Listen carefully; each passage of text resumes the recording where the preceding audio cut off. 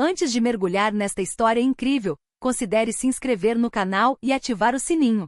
Cada história aqui tem algo a dizer, e você não vai querer perder nenhuma. Derek Johnson entrou no terminal do Aeroporto Internacional O'Hare em Chicago, com a postura de um homem acostumado a caminhar por lugares onde as decisões mudam o curso do mundo. Seu fino casaco de lã caía impecavelmente sobre seus ombros largos, seus sapatos de couro italiano brilhavam discretamente sob as luzes do saguão, e seu Sartvates, projetado por sua própria empresa, exibia a contagem regressiva exata para o embarque. Ele carregava consigo a elegância sóbria de homens que não têm mais nada a provar, apenas a fazer. Aos 45 anos, Derek era a personificação do sonho americano. Filho de um mecânico e de uma professora da zona sul de Chicago, ele havia fundado inovações Johnson em sua garagem, 20 anos antes com um tablet antigo, uma visão e uma sede insaciável por excelência. Hoje ele comandava uma das empresas de tecnologia limpa mais respeitadas do país.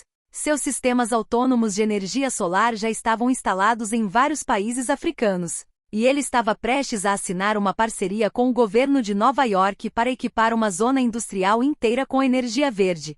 Naquele dia, ele deveria voar para Manhattan para finalizar o negócio, um passo crucial que abriria um novo capítulo para sua empresa e centenas de milhões em investimentos. Um voo de primeira classe, reservado semanas antes, o aguardava. Derek caminhou calmamente pelo terminal, carregando uma mala de alumínio escovado sem logotipo visível, mas cujo design minimalista e refinado demonstrava seu gosto inconfundível. Cumprimentou educadamente um segurança, fez uma breve pausa para ajudar uma senhora idosa a pegar um passaporte caído e, em seguida, juntou-se à fila de passageiros da primeira classe. O balcão de check-in brilhava sob luzes de LED, com o logotipo da companhia aérea pairando sobre ele em uma estética elegante e luxuosa. Em frente, dois homens brancos de terno trocavam gentilezas com a agente de check-in. Ela ria baixinho das piadas deles, carimbando seus passaportes sem dizer uma palavra.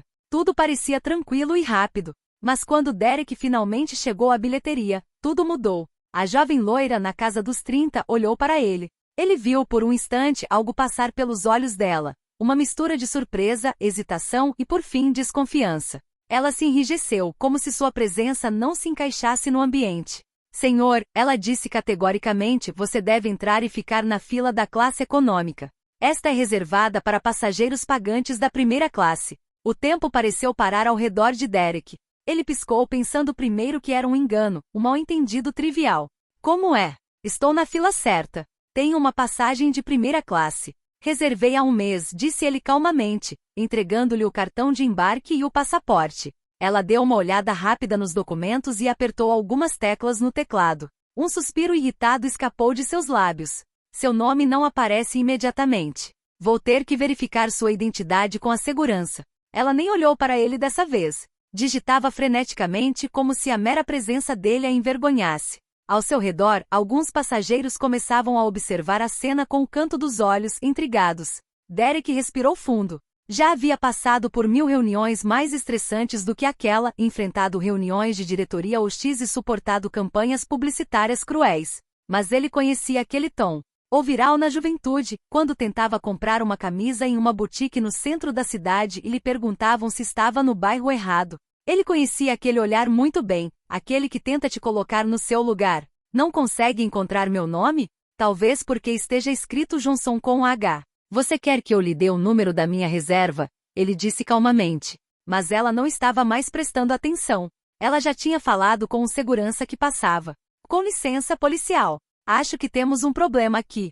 Um problema. Foi isso que ele se tornou em poucos segundos. Poucos minutos depois, enquanto Derek ainda esperava no balcão, um segurança de uniforme escuro se aproximou dele com firmeza. Seu rosto era firme, quase duro, e seu olhar penetrante revelava uma suspeita implícita. Ele parou a poucos metros de Derek, que o encarou calmamente, mas o peso daquele olhar preconceituoso se instalou instantaneamente entre eles, como uma parede invisível. Senhor, você deve me seguir. O tom era curto, sem explicação. Derek sentiu naquela frase simples a extensão da injustiça que estava sendo imposta a ele. Assentiu controlando a raiva que crescia dentro dele, e o seguiu pelo terminal, passando por passageiros que se viravam para observar a cena com curiosidade e às vezes, com um desconforto palpável. Eles se afastaram dos balcões, em direção a um canto mais isolado do saguão. Seus passos ecoavam no chão de mármore, mas o silêncio era pesado. O agente cruzou os braços, olhando para Derek. Recebemos um alerta sobre seu arquivo, ele finalmente declarou com uma voz fria quase mecânica. Derek apertou os olhos, procurando por cada detalhe naquele misterioso arquivo. Que alerta? Perguntou ele, com a voz calma, mas firme. Sou passageiro regular, pode verificar meu histórico de voos. Nunca tive problemas. O policial desviou o olhar, como se estivesse envergonhado, mas não respondeu. Pegou o celular e ligou para o superior, sussurrando algumas palavras em seu ouvido. Derek, aparentemente impassível, sentia a raiva fervendo por dentro.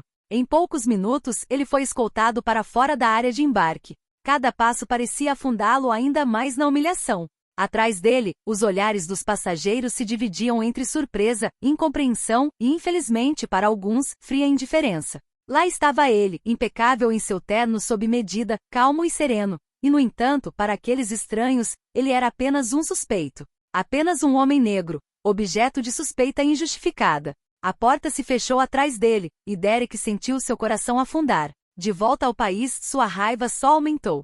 Humilhado e magoado, sentou-se à mesa e redigiu um e-mail para o departamento de atendimento ao cliente da companhia aérea, exigindo explicações claras, indenização e, acima de tudo, o reconhecimento da injustiça. Mas a resposta foi um golpe, uma mensagem automática fria, desprovida de qualquer empatia. Não podemos ser responsabilizados pelas decisões dos nossos policiais. Entre em contato com a polícia local para quaisquer reclamações.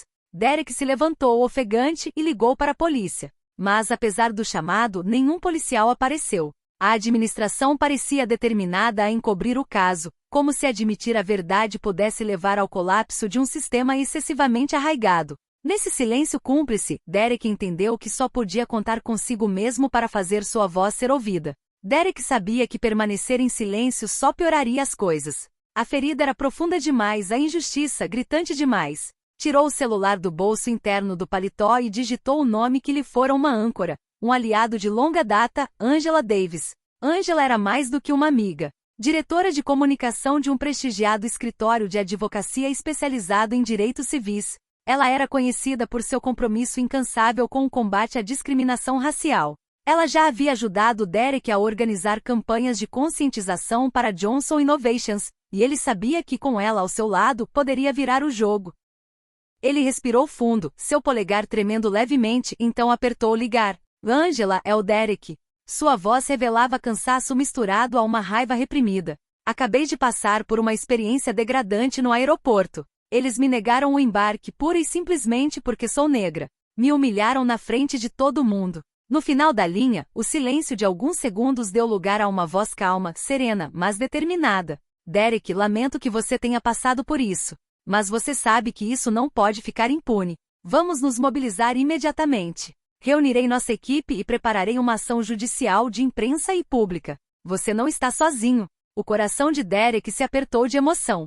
Ele precisava daquele apoio mais do que nunca. Mas ele também sabia que a justiça por si só não seria suficiente para forçar uma companhia aérea tão poderosa a ceder. Ele precisava atingir onde doía, o bolso e a reputação. Derek olhou para sua agenda novamente, seus dedos deslizaram sobre o nome de Marcus Reed, um bilionário influente, um filantropo discreto, mas acima de tudo um membro do conselho de administração da companhia aérea em questão. Ele apertou ligar com nova determinação. No final da linha, uma voz profunda e calma respondeu. Marcus Reed, olá. Marcus, é o Derek. Ele teve o cuidado de se manter educado, mas firme. Meu embarque foi negado hoje, sem motivo aparente, simplesmente por causa da cor da minha pele. Você sabe melhor do que ninguém que esse tipo de escândalo pode afundar uma companhia aérea. Um silêncio se fez presente, carregado de insinuações. Sei que você tem influência nesta empresa, continuou Derek, endurecendo o tom. Recomendo fortemente que você haja rápido, ou lançarei uma campanha global na mídia que deixará esta empresa sem chance. Marcus hesitou. Ele compreendia a gravidade da ameaça. Sua reputação também estava em jogo.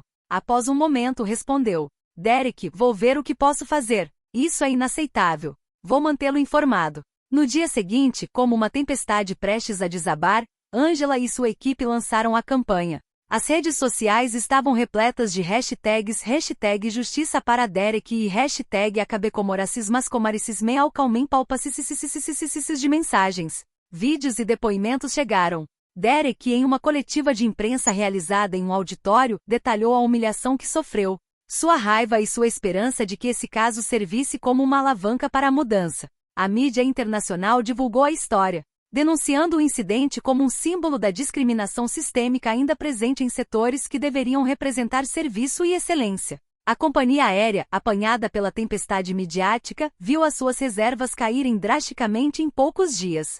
Parceiros comerciais começaram a desistir, temendo serem associados a uma marca manchada. Diante dessa pressão intensa, o Conselho de Administração se reuniu com urgência. Apesar dos esforços persistentes de Marcus Reed e de alguns membros influentes do Conselho para abafar o caso, a tempestade midiática só aumentou. Marcus tentou organizar entrevistas controladas, emitir comunicados de imprensa vazios e até contratar empresas de relações públicas para melhorar a imagem da empresa, mas o estrago já estava feito. Logo, jornalistas investigativos tiveram acesso a documentos internos e depoimentos contundentes. Investigações independentes foram iniciadas, revelando a existência de um sistema de discriminação institucionalizado. Dezenas de funcionários denunciaram abertamente práticas cotidianas de discriminação racial, instruções implícitas dadas a agentes de segurança e funcionários da recepção para recusar ou revistar excessivamente passageiros negros. A reação do público foi imediata e intransigente.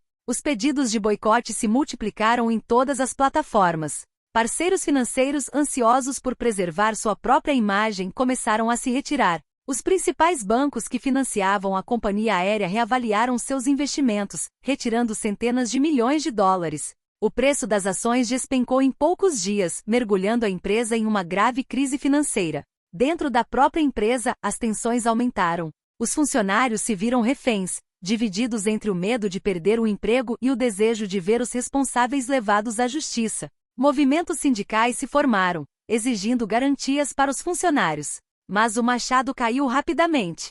Incapaz de resistir à tempestade, a companhia aérea anunciou sua falência. Em poucas semanas, milhares de funcionários, da equipe de solo aos pilotos, ficaram sem trabalho em um setor já frágil. O anúncio provocou um choque em todo o setor aéreo. Para Derek Johnson, essa vitória não foi apenas pessoal. Ele se tornou, apesar de tudo, um símbolo vivo da luta contra o racismo sistêmico, uma voz para todos aqueles que todos os dias sofriam discriminação invisível. Mas ele se recusou a deixar essa história terminar apenas em dor e raiva.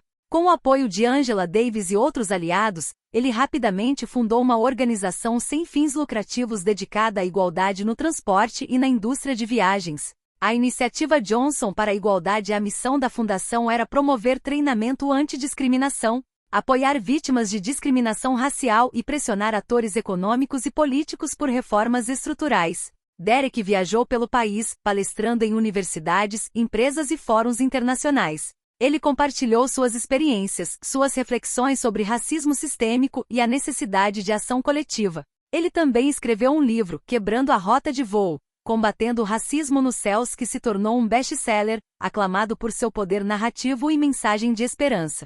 Sua história inspirou uma nova geração a nunca se calar diante da injustiça, a se erguer com coragem e dignidade. Derek havia se transformado de um CEO vitimizado em um líder transformador, um farol na luta por igualdade e justiça social.